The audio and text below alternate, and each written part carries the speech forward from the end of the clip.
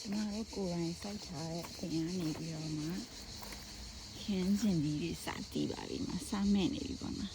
ခုစားမယ်ကိုတီးလေးကိုအရင်ညီးကြည့်လိုက်မယ်ချက်ပါဦးရှင်ပမာရောအများကြီးပဲ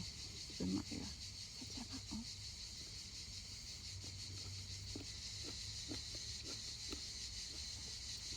ချင်းရောပါ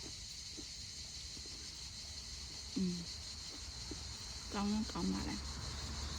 ခင်းချင်းကြီးစကြိုင်အစိမ်းစားတာကြိုင်ကျမဟင်းချက်တာတွေပဲကြိုက်တယ်ဟင်းချက်တာတော့မဟုတ်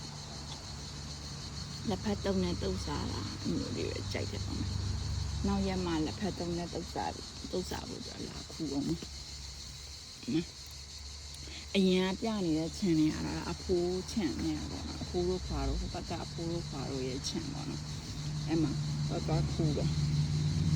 ဒါကတော့ကိုယ်တိုင်စိုက်ထားတာ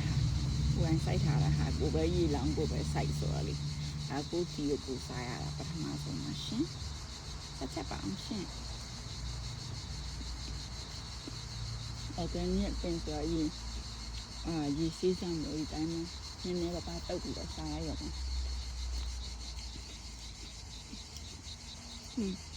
ဒုတိယတစ်လုံးမှာစားလို့ကောင်းတယ်အဲ့မှတစ်လုံးကအခုမှစားတယ်ဒီတစ်ချက်ချင်းတော့မျိုးခံလာဒုတိယတစ်လုံးကြာလို့ရတာပိုရောကောင်းတယ်လို့အရက်တောက်တယ်လို့ပေါ့နော်ပထမတစ်ခွက်ကအဆင်မပြေဘူးဒုတိယတစ်ခွက်လောက်မှကောင်းတယ်လို့အဲ့လိုဖြစ်သွားတယ်အဲ့ဒါခင်းနေလေးစားလိုက်အဲ့ဒါကြပါအောင်ရှင်ရောင်းအောင်နော်နာမသိလို့ရှိရင်ခြံရယုံလို့ပဲဟိုဒီလိုက်စားညံကဒီတလုံးကိုလည်းခူးချင်မှာကဲစမ်းမယ်ကြာဟိုဘာလဲဟဲ့ပူကြိုက်တာလားပူကြိုက်နေပူပဲဆက်ကျွေးလိုက်ပါမယ်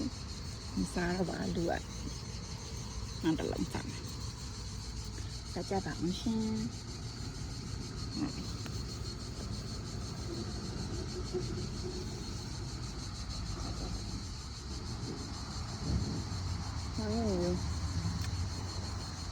ခင်းရင်ဒီပင်ကခြေရမြန်လိုက်တာကြည့်အောင်ခဏဖူအပေါ်ရောက်တယ်ကျမအရက်က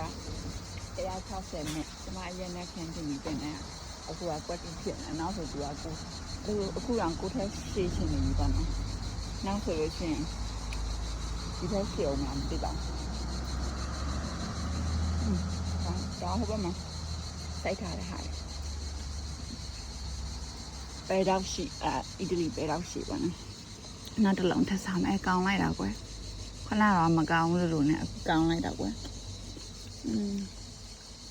ခုရရပါပြီကဲဒီလုံးစားပြီးတော့ဗီဒီယိုပိတ်လိုက်ပါတော့နော်ဒီဘက်ကအမဲလေးကိုပြပြီးအစားပြ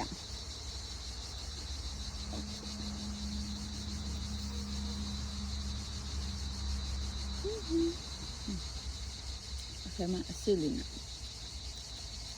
ရန်ကောင်းမနက်ကလေးကမစားတယ်အခုက10နိုင်ကျော်ပါနော်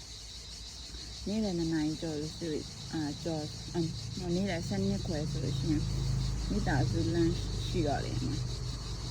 တူကစားမှာဆိုတာဘာမှမစားသေးဘူးso good ကဲအားလုံးကိုကျေးဇူးတင်ပါတယ်ရှင် bye bye